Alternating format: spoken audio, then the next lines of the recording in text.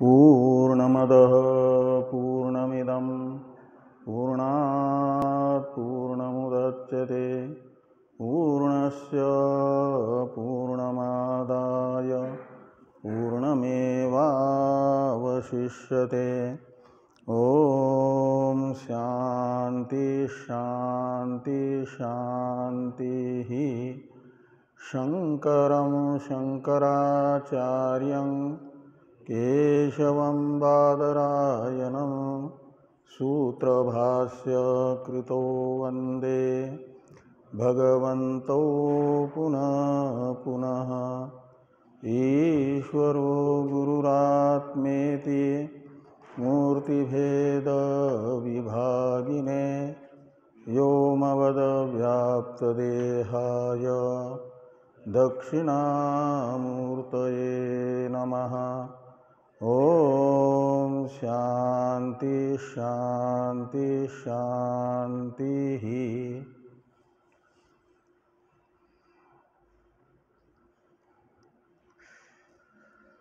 ब्रह्म सूत्र के द्वितीय अध्याय के द्वितीय पाद का प्रारंभ होना है। द्वितीय पाद में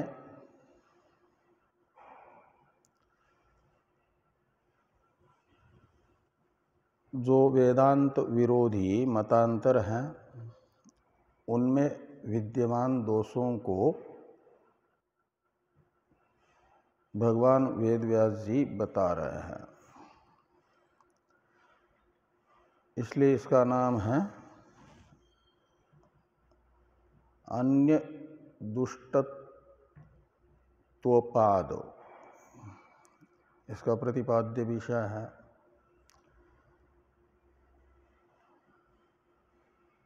दूसरों ने वेदांत मत में अनेक दोष बताए, जबकि वेदांत मत निर्दोष है। तो निर्दोष वेदांत मत में दूसरों के द्वारा आरोपित दोषों का अभी तक भगवान वेदव्यास जी ने निराकरण कर दिया। वेदांत सिद्धांत आरोप दोषों से रहित है, निर्दोष है, ये स्थापित किया।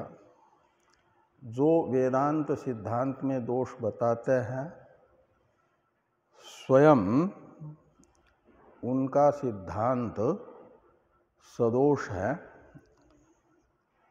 इसे इस पाद में बताया जा रहा है। तो पहला जो अधिकरण है रचना अनुपपत्ति अधिकरण, इसका उच्चारण कर लें। रचनानुपपत्तेश्च नानुमानम् प्रवृत्तेश्च पयोमुवच्चेत्तत्रापि व्यतिरेक अनवस्थितेश्चानपेक्षत्वात् अन्यत्राभावाच्च न तृणादिवत् अभ्युपगमेऽर्थाभावात् पुरुषाश्मवद्दिति चेत् तथापि अंगित्वानुपपत्तेश्च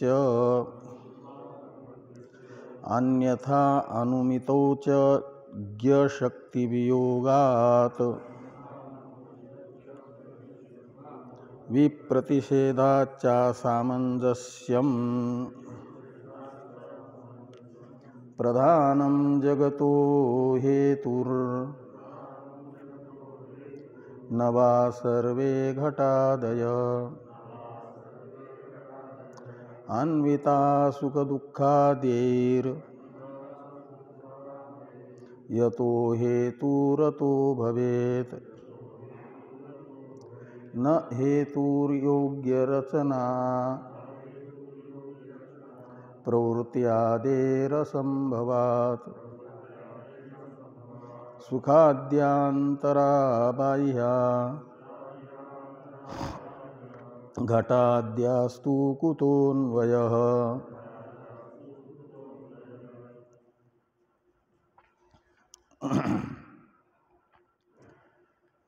तो सबसे अधिक वेदांत मत में दोष दिखाने वाले सांख्य थे। इसलिए सांख्य मत में प्रथम अधिकरण के द्वारा दोष बताया जा रहा है कि सांख्य जिस प्रधान को जगत का कारण मानना चाहते हैं वह प्रधान जगत का कारण हो भी सकता है या नहीं हो सकता है इत्याकारक संशय है कि जगतो हेतुः प्रधानम वा यानी अथवा जगतो हेतु प्रधानम जगतो हेतुर्न, जगत का कारण प्रधान बनेगा या जगत का कारण प्रधान नहीं बनेगा। तो पूर्व पक्षी कहते हैं कि हेतुः भवेत। प्रथम पाद के प्रथम श्लोक के चौथे पाद में हेतु रतो भवेत, इसमें हेतुः और भवेत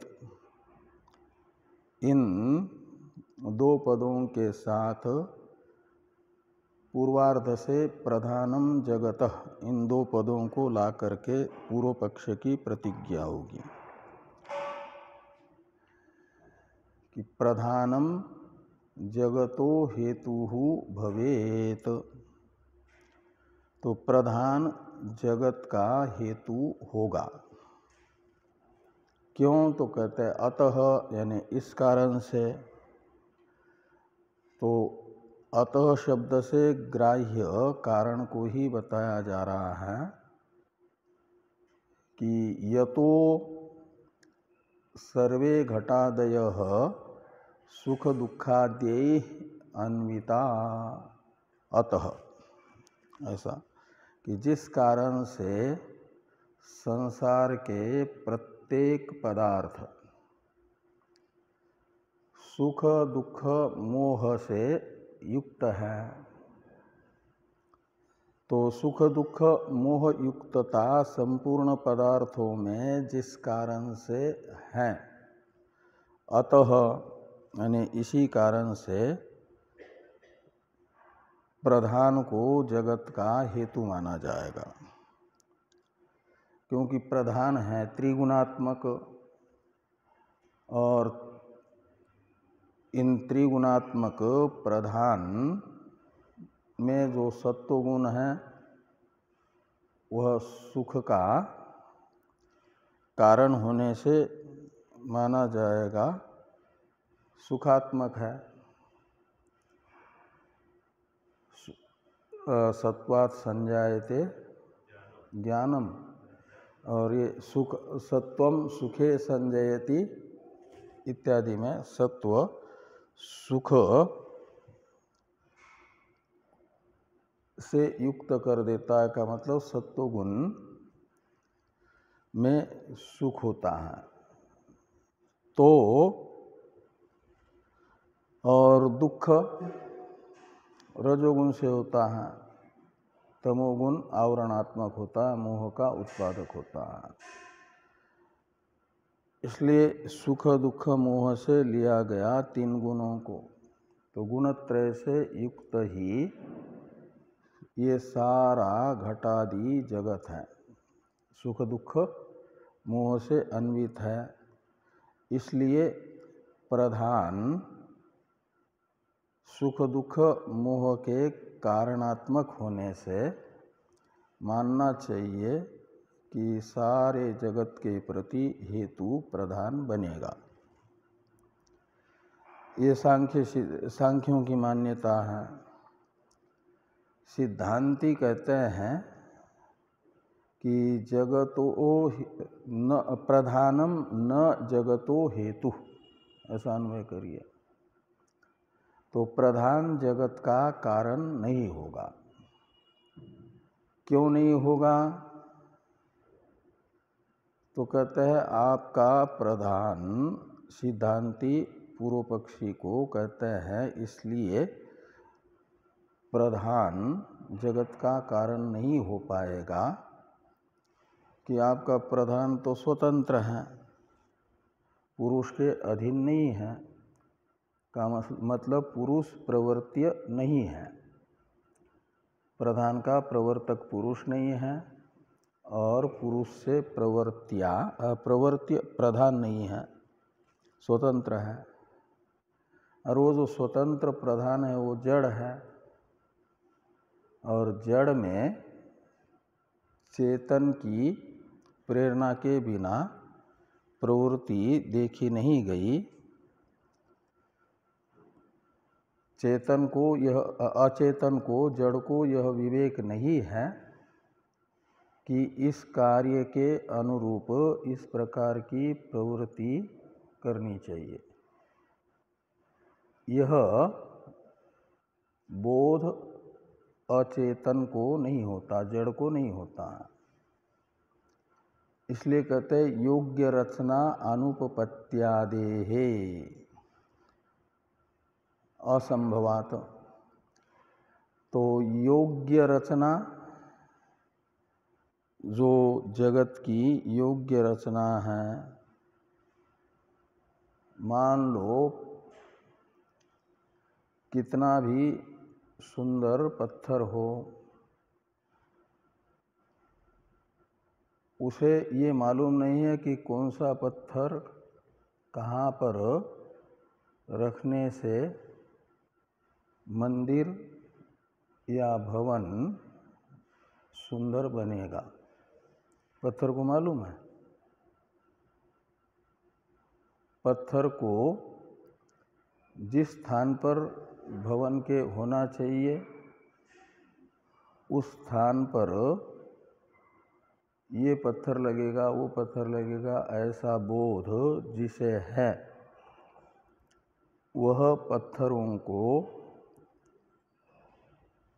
उनके यथोचित स्थान पर रखता है।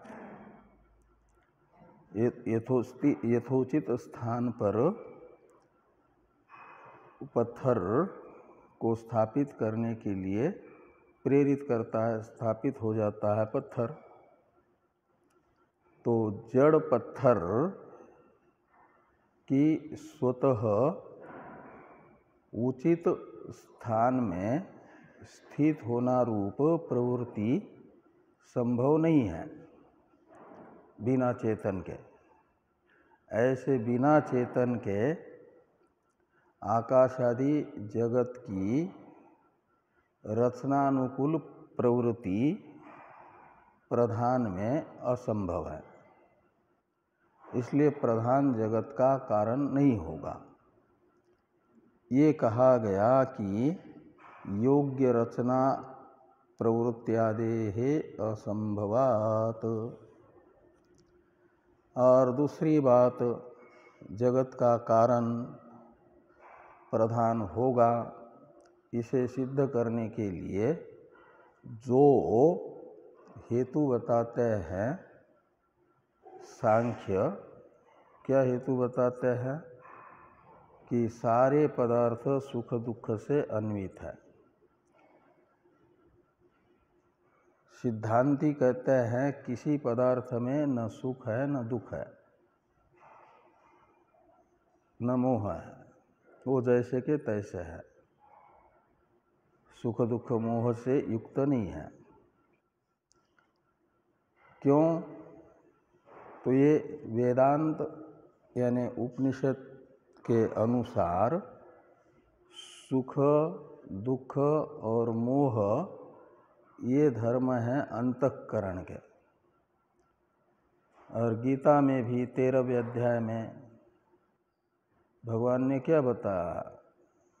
इच्छा द्वेष सुखम दुखम संघातश्चेतना धृति ये तत्क्षेत्रम।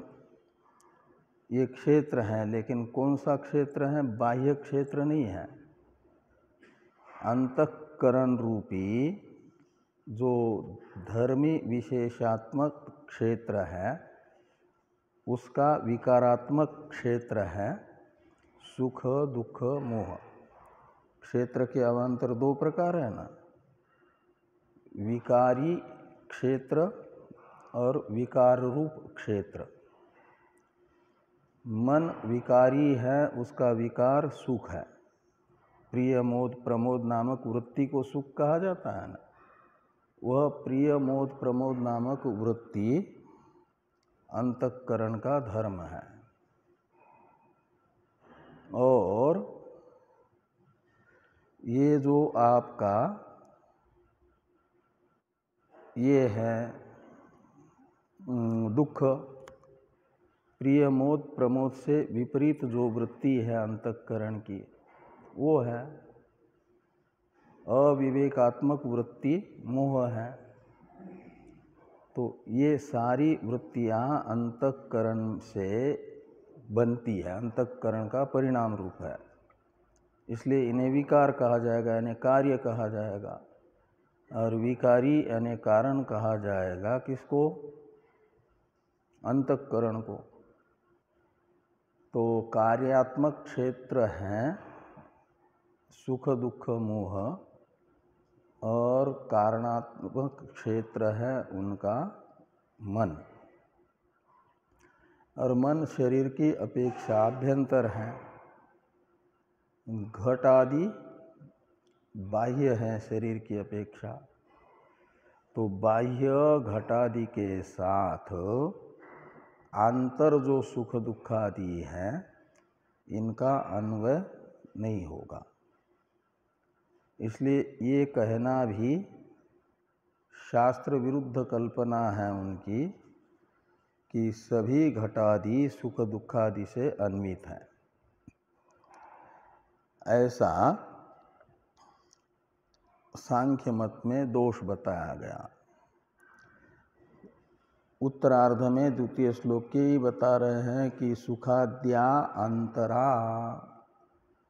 तो अंतरा यानी देह के अभ्यंतर मन के विकारात्मक हैं सुख दुख मोह। और घटाद्या बाह्या, तो देह की अपेक्षा घटादि बाह्य पदार्थ है। और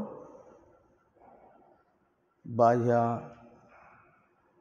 इसलिए कुतो अन्वय, तो आभ्यंतर पदार्थ सुख दुख मोह का बाह्य घटादि के साथ अन्वय कैसे होगा? घटादि आभ्यंतर पदार्थ से अन्वित कैसे माने जाएंगे? नहीं माने जाएंगे। इसलिए घटादि सभी पदार्थ सुख दुख आदि से अन्वित है।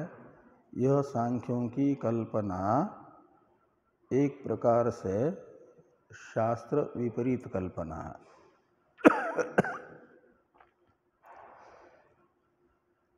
द्वितीय अधिकरण का नाम है महदीर्घाधिकरण। इसका उच्चारण कर ले। महदीर्घवद्वा ह्रस्व परिमंडलाभ्याम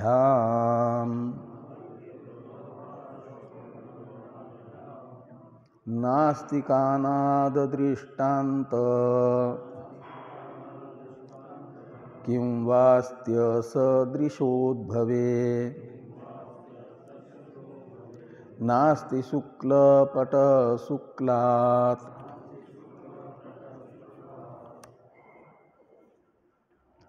तन्तोरेव हि जायते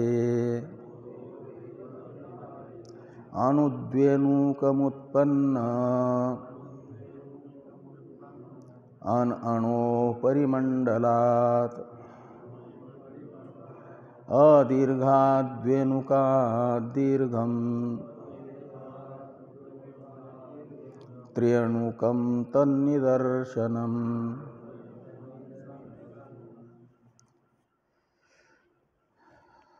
तो वेदांतियों का जगत का कारणभूत ब्रह्म चेतन है और जगत जड़ है का मतलब चेतन से जड़ की उत्पत्ति होती है का मतलब कारण जैसा है ऐसा ही कार्य उत्पन्न होगा, ये कोई नियम नहीं है। कार्य से असदृश कारण से असदृश कार्य की भी उत्पत्ति होती है। कारण है चेतन, जगत है कार्य जड़, तो चेतन रूप कारण से असदृश कार्य हुआ जड़ जगत। इसके लिए कानाद दृष्टांत यानी कनाद ऋषि के शास्त्र में कोई दृष्टांत मिलता है कि नहीं मिलता है?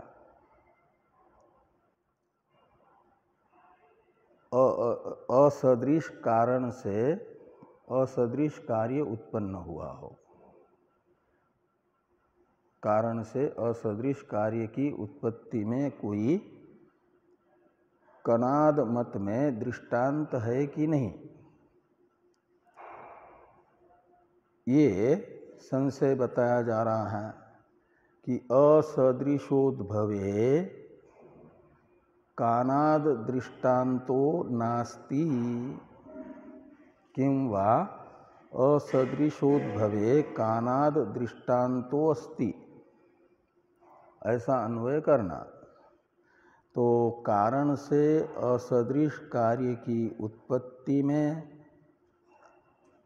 कनाद ऋषि के मत में दृष्टांत नहीं है या दृष्टांत है?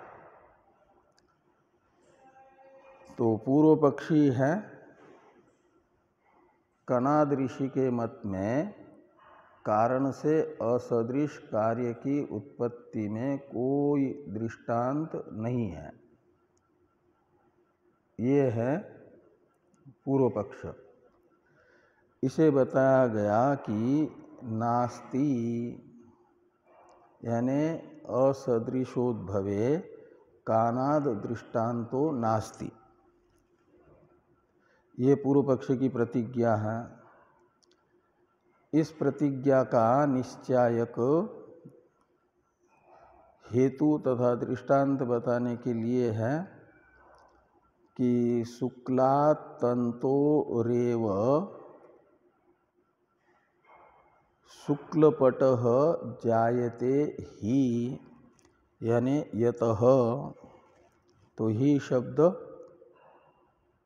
यतः अर्थ में है, यतः यानी अस्मात् कारणात्, जिस कारण से ये देखा जा रहा है कि शुक्ल पट से शुक्ल तंतु से शुक्ल पट की ही उत्पत्ति होती है, न कि लाल या पीले।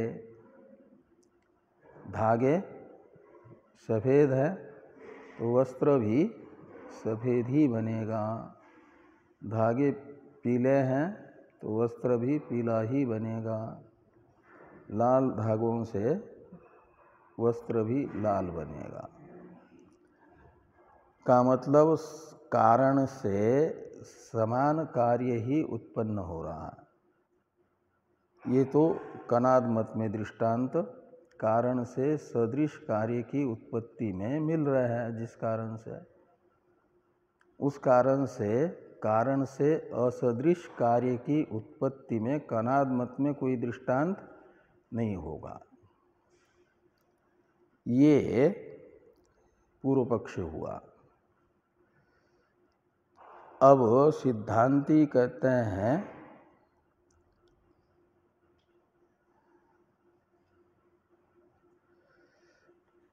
कि असदृशोद्भवे कानाद दृष्टांतो अस्ति, ये सिद्धांति की प्रतिज्ञा रहेगी। द्वितीय विकल्प, कारण से असदृश कार्य की उत्पत्ति में कनाद मतानुसार भी दृष्टांत मिल जाएगा। ये कोई ज़रूरी नहीं कि कनाद ऋषि कारण से सदृश ही कार्य की उत्पत्ति मानते हो, ऐसा तो मानते हैं, लेकिन दृष्टांत उनके यहाँ कारण से असदृश कार्य का भी कार्य की उत्पत्ति हुई इसमें मिल जाता है। कहते कौन से उदाहरण है, दृष्टांत है? तो पहला दृष्टांत बताते हैं, अण अनोः परिमंडलात् अनुद्वेनुकम उत्पन्नम, ये एक दृष्टांत है। द्वितीय श्लोक के पूर्वार्ध में सिद्धांती ने कनाद मतानुसार कारण से असदृश कार्य की उत्पत्ति में दृष्टांत बताया। वे लोग मानते हैं परमाणु द्वय से एक द्वेनुक की उत्पत्ति होती है। दो परमाणुओं का आपस में जब संयोग होता है तो संयुक्त दो परमाणु एक द्वेनुक के जनक बन जाता है, उत्पादक बन जाता है। तो द्वेनुक की उत्पत्ति हुई तो वो कार्य हुआ, और परमाणु को कहा जाएगा कारण। परमाणु का परिमाण है परम अणुत्व, और द्वेनुक का परिमाण है मध्यम अणुत्व। मध्यम अणुत्व और मध्यम ह्रस्वत्व परिमाण होता है द्वेनुक का। परम अणुत्व और परम ह्रस्वत्व परिमाण माना गया किसका? परमाणु का। तो परम अणुत्व परिमाण वाले परमाणु को और मध्यम अणुत्व तथा मध्यम ह्रस्वत्व परिमाण वाले द्वेनुक को एक दूसरे के समान परिमाण वाला तो नहीं कहा जाएगा। जिसमें परम अणुत्व परिमाण और परम ह्रस्वत्व परिमाण रहता है, उसके सदृश परम ह्रस्वत्व मध्यम ह्रस्वत्व और मध्यम अणुत्व परिमाण वाले को नहीं कहा जाएगा उसका सदृश, असदृश हो जाएगा।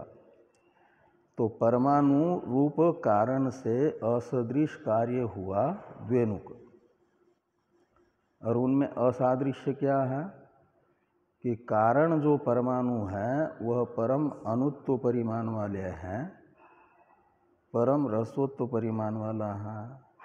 तो परमाणु का जो परिमाण है परम अणुत्व परम ह्रस्वत्व, उसके लिए एक शब्द आता है परिमंडल।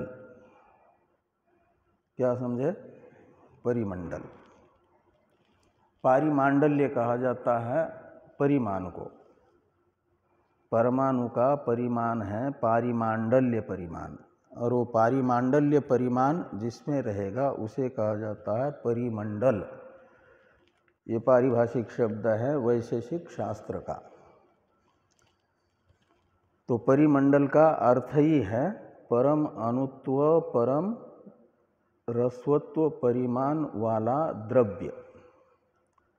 परम अणुत्व और परम ह्रस्वत्व परिमाण ये हैं गुण, और ये समवाय संबंध से जिस द्रव्य में रहेगा उसे कहा जाएगा परिमंडल। तो ये कौन से द्रव्य में रहेगा? परमाणु रूप द्रव्य में। और परमाणु रूप द्रव्य हैं पृथ्वी के परमाणु, जल के परमाणु, तेज के परमाणु, वायु के परमाणु। इनको कहा जाता है परिमंडल, और इनके परिमाण को कहा जाता है पारिमांडल्य। तो परिमंडल ये विशेषण है आपके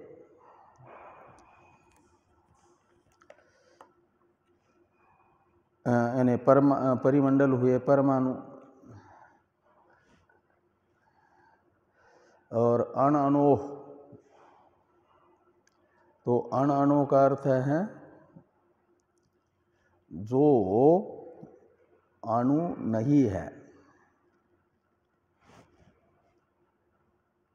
यानी अणुत्व परिमाण वाला नहीं है, मध्यम अणुत्व परिमाण वाला नहीं है, परिमंडल परिमाण वाला है, यानी परमाणु है।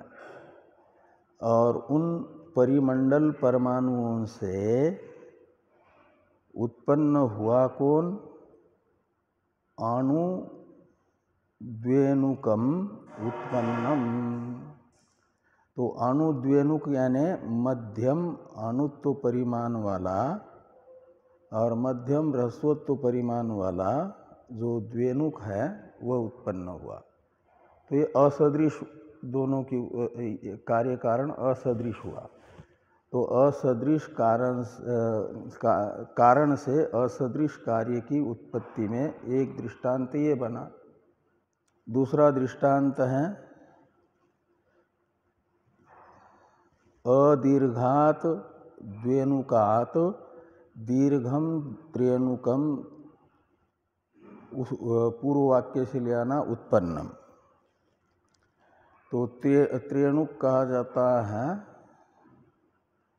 द्वेणुक के कार्य को। द्वेणुक का परिमाण है मध्यम अणुत्व, मध्यम ह्रस्वत्व। उसमें द्वेणुक में दीर्घत्व परिमाण नहीं है। दीर्घत्व परिमाण होता है त्रेणुक में। त्रेणुक से शुरू होता है दीर्घत्व परिमाण और वो चलता है फिर महा अवयवी तक। महा अवयवी कहा जाता है पर्वत आदि को, शरीर आदि को। तो ये जो है दीर्घत्व परिमाण वाले त्रेणुक हैं, वे दीर्घत्व परिमाण से रहित जो ह्रस्वत्व परिमाण वाला द्वेणुक है उससे उत्पन्न हुआ त्रेणुक। इसलिए कहा कि अदीर्घात द्वेणुकात, यानी दीर्घत्व परिमाण से रहित जो द्वेणुक है उससे दीर्घम त्रेणुकम उत्पन्नम। तो दीर्घ त्रेणुक की उत्पत्ति हुई। तन निदर्शनम, यानी ये दो दृष्टांत कारण से असदृश कार्य की उत्पत्ति में कानाद मत में भी मिल जाते हैं। इसलिए नहीं कहा जा सकता कि कनाद ऋषि के मत में कारण से असदृश कार्य की उत्पत्ति में कोई दृष्टांत ही नहीं है, ये नहीं कह सकते। और उनका तो नियम क्या है कि कारण के समान ही कार्य की उत्पत्ति होगी। इस नियम को स्वीकार करते हैं और ये भी मानते हैं कि अदीर्घ द्वेणुक से दीर्घ त्रेणुक की उत्पत्ति हुई। तो कारण से असदृश कार्य उत्पत्ति भी मान रहे हैं और नियम कर रहे हैं वैशेषिक क्या कि कारण के समान ही कार्य उत्पन्न होगा। तो ये दोष है कि नहीं? स्वयं के ही नियम का उल्लंघन स्वयं कर रहे हैं। अब बौद्ध मत में विद्यमान जो दोष है उसे बताते हैं। तो तीसरे अधिकरण का उच्चारण कर लें। उभयथापि न कर्मातस्तदभाव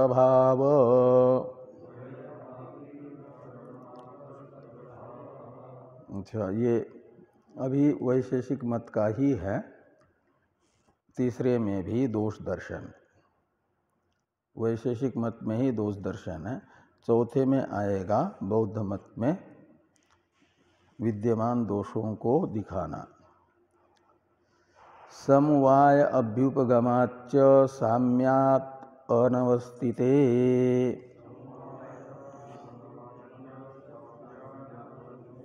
नित्यमेव च भावात् रूपादिमत्वाच्च विपर्ययो दर्शनात् उभयथा च दोषात्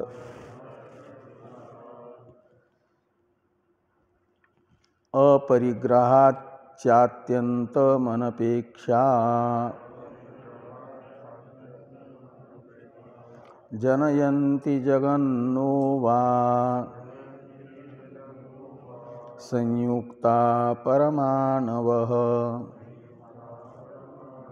आद्य कर्मज संयोगात् द्वेनुकादिक्रमाज्जनी सनिमित्ता निमित्तादि विकल्पे स्वाद्य कर्मणः असंभवाद संयोगे जनयन्ति न ते जगत। तो कनाद ऋषि का मत है, यानी वैशेषिक शास्त्र की मान्यता है कि संयुक्त परमाणुओं से जगत की उत्पत्ति होती है। संयुक्त परमाणु जगत का निर्माण करते हैं, ऐसा मानना है किनका? कणाद ऋषि का। तो संशय है यहाँ पर कि संयुक्ता परमाणवः जगत जनयन्ति एक कोटि, और दूसरी कोटि वा संयुक्ता परमाणवः जगत नो जनयन्ति।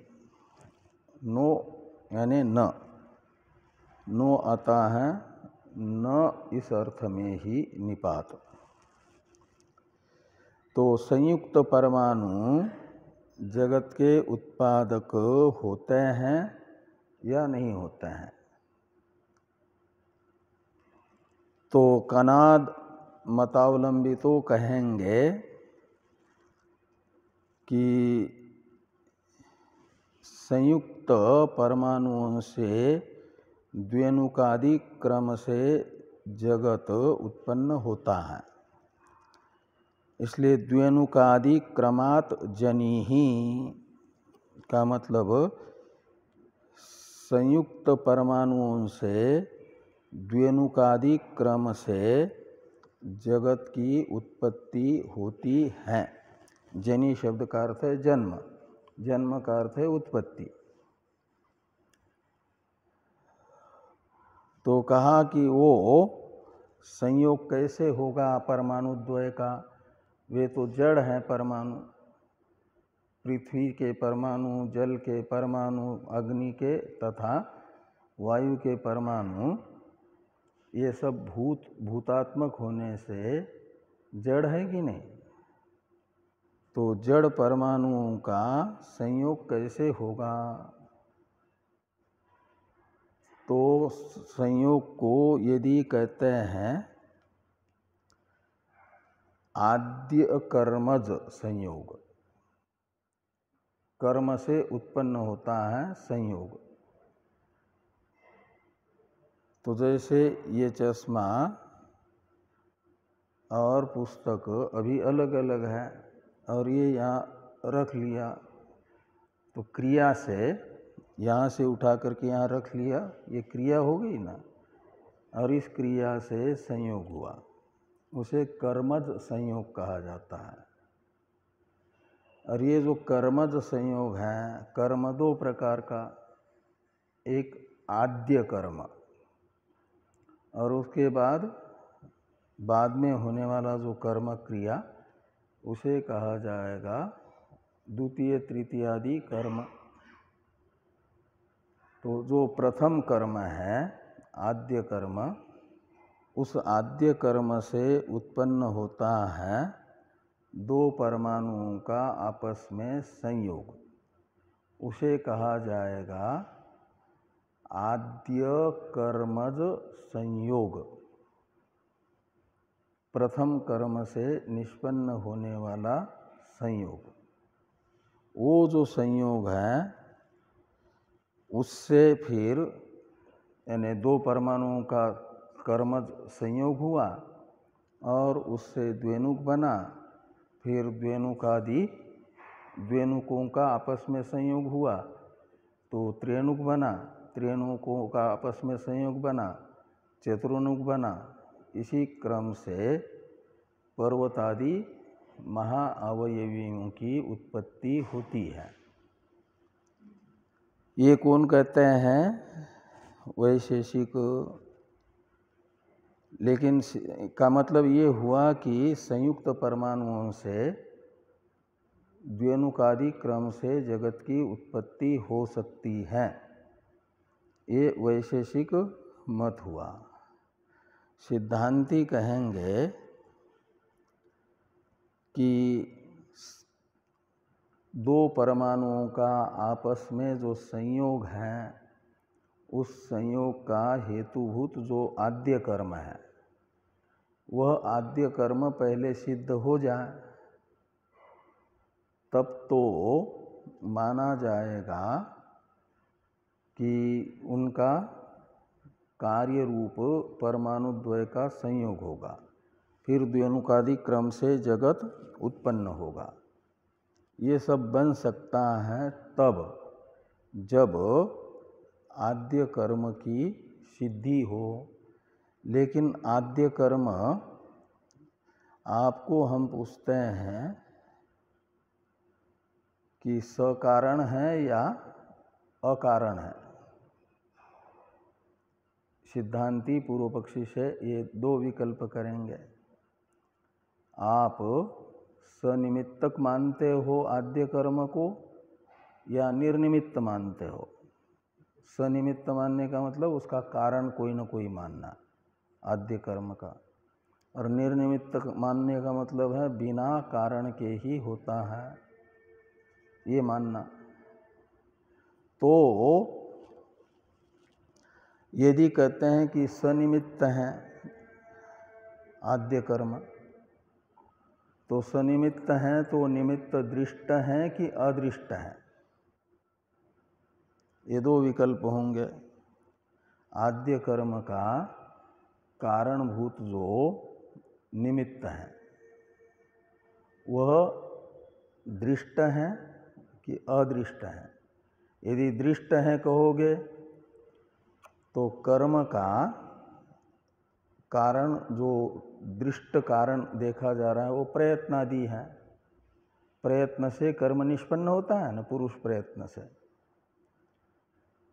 तो प्रयत्न दिख नहीं रहा है, अभी जीव ही निष्पन्न होगा। आपका जीवात्मा यद्यपि नित्य है, लेकिन आत्मा में स्वतः कोई क्रिया तब तक नहीं हो पाएगी जब तक शरीर इंद्रिया उसकी निष्पन्न न हो। शरीर इंद्रिय संयुक्त आत्मा में ही प्रयत्न होता है। तो अभी तो शरीर इंद्रिया निष्पन्न ही नहीं हुई है। शरीर और इंद्रिया तो इंद्रिया द्वेनुक रूप है, कार्यात्मक है, और शरीर एक महाअवयवी रूप है, वो भी कार्य है। तो ये उत्पन्न हो तब जा कर के जीवात्मा सशरीर बने और उसमें प्रयत्न हो जाए। तो अभी तो ये करना है कि इंद्रिय का भी कारणभूत, इंद्रिय द्वेनुकात्मक होने से इंद्रिय का भी कारणभूत जो परमाणु द्वय का संयोग है, उसके कारणभूत कर्म का निष्पादक प्रयत्न निकालना है। वो अभी शरीर आदि न होने से मानना पड़ेगा कि जीव का दृष्ट प्रयत्न तो नहीं हो सकता। तो ईश्वर का प्रयत्न मानेंगे यदि, तो ईश्वर का प्रयत्न तो नित्य है।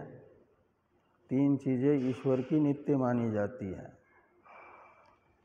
ज्ञान, इच्छा और कृति, कृति का ही दूसरा नाम है प्रयत्न, ये नित्य है।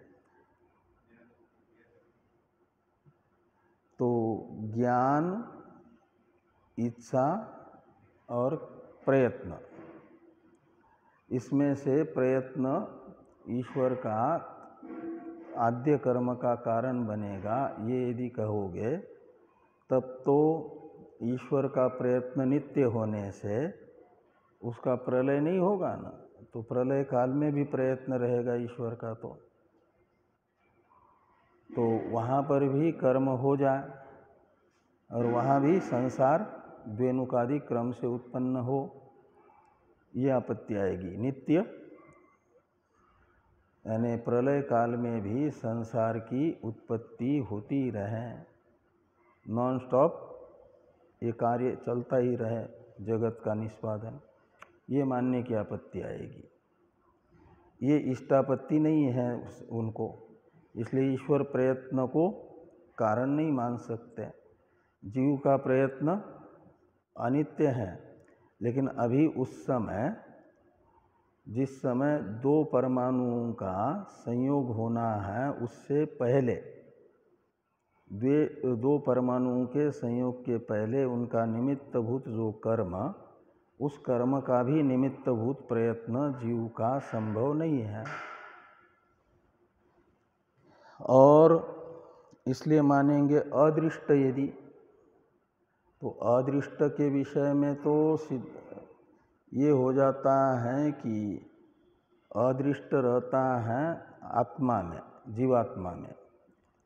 अदृष्ट का मतलब है धर्माधर्म अपूर्व, वो कहाँ रहता है? पूर्वकृत कर्म से जन्य अपूर्व को कहा जाता है अदृष्ट, पुण्य पाप को। वो समवाय संबंध से रहता है आत्मा में, आत्मा का विशेष गुण होने से। वह अभी बाह्य परमाणु द्वय में जो संयोग होना है उसके साथ अन्वित नहीं हो पाएगा। जैसे सुख दुख पहले बताया, सांख्य मत का खंडन करते समय आभ्यंतर होने से बाह्य घटादि से अन्वित नहीं होंगे। ऐसे जिन बाह्य परमाणुओं में होना है संयोग, उन परमाणुओं के साथ आत्मगत अदृष्ट का समानाधिकरण नहीं बन पाएगा, संबंध नहीं बन पाएगा। संबंध न होने से कार्य कारण भाव नहीं होगा। तो इस प्रकार ये जो विकल्प हैं, सनिमित्त हैं या निर्निमित्त हैं, उसमें से सनिमित्त मानने पर कोई उसमें भी जो अवान्तर कई एक विकल्प हुए वो बन नहीं पाए। तो वैशेषिक यदि कहेंगे कि परमाणु द्वय के संयोग का कारणभूत आद्य कर्म निर्निमित्त है, अनिमित्त है, तब तो वो बिना निमित्त के होता है, तो कभी भी होता रहना चाहिए, तो वही आपत्ति आएगी प्रलय काल में भी हो जाए। तो इन सब विकल्पों के कारण ये निश्चित हुआ कि आद्य कर्म संभव नहीं है। तो आद्य कर्म रूप कारण ही संभव नहीं हुआ परमाणु द्वय के संयोग का, तो परमाणु द्वय का संयोग सिद्ध नहीं होगा। परमाणु द्वय का संयोग सिद्ध न होने से परमाणु अलग ही अलग रहेंगे, संयुक्त हो नहीं पाएंगे। तो संयुक्त परमाणुओं से जगत की उत्पत्ति होती है, यह सिद्धांत सदोष सिद्ध होगा, इसकी सिद्धि नहीं हो पाएगी। इस अभिप्राय से कहा कि आद्य कर्मण असंभवात, और असंयोगे, जब संयोग ही नहीं होगा तो असंभव होने कारण संयोग नहीं हुआ, तो ते यानी परमाणव जगत न जनयन्ति, तो जगत का जन्म नहीं हो पाएगा परमाणुओं से, यानी जगत की उत्पत्ति परमाणुओं से नहीं हो पाएगी। ये वैशेषिक मत में दोष दिखाया दो अधिकरणों से, द्वितीय एवं तृतीय। प्रथम अधिकरण में सांख्य मत में दोष बताया गया। चौथा अधिकरण आ रहा है, इसमें बताया जा रहा है दोष इस चौथे अधिकरण से बौद्ध मत में। इसकी चर्चा करते हैं हम लोग सायंकाल। आज अक्षय तृतीया है। माना जाता है अक्षय तृतीया से प्रारंभ हो जाता है ग्रीष्म काल। अभी गर्मी ज़्यादा होगी। पहले जो ऋतु होते थे ना, अभी तो कभी भी कोई हो रहा है, लेकिन जब प्रकृति का संतुलन था, ऋतु समय समय से अपने होते थे, तो ग्रीष्म काल, और ग्रीष्म काल में अंदर ठंडा बनाए रखने के लिए पेट को ये किया जाता था, सत्तू पीना प्रारंभ करते थे उत्तर भारत में। तो अक्षय तृतीया के दिन पीना शुरू करते थे लोग, दिवाली तक ये चलता था। तो यहाँ आज सत्तू बना है, पीना, और पी करके गिलास कोई इधर कोई उधर ऐसे नहीं डालना। जहाँ कूड़ादान है उसी कूड़ादान में ही गिलास वगैरह डालना। यदि गिलास डिस्पोजर होगा तो, और स्टील का होगा तब भी कूड़ादान में नहीं डालना, उसको धो करके व्यवस्थित रख लेना। ओम पूर्णमदः पूर्णमिदं पूर्णात् पूर्णमुदच्यते पूर्णस्य पूर्णमादाय पूर्णमेवावशिष्यते। ओम शांति शांति शांतिः। शंकरं शंकराचार्यं केशवं बादरायणं सूत्रभाष्य कृतो वंदे भगवन्तौ पुनः पुनः। ईश्वरो गुरुरात्मेति मूर्तिभेद विभागिने व्योमवद्व्याप्तदेहाय दक्षिणामूर्तये नमः। ओम शांति शांति शांति।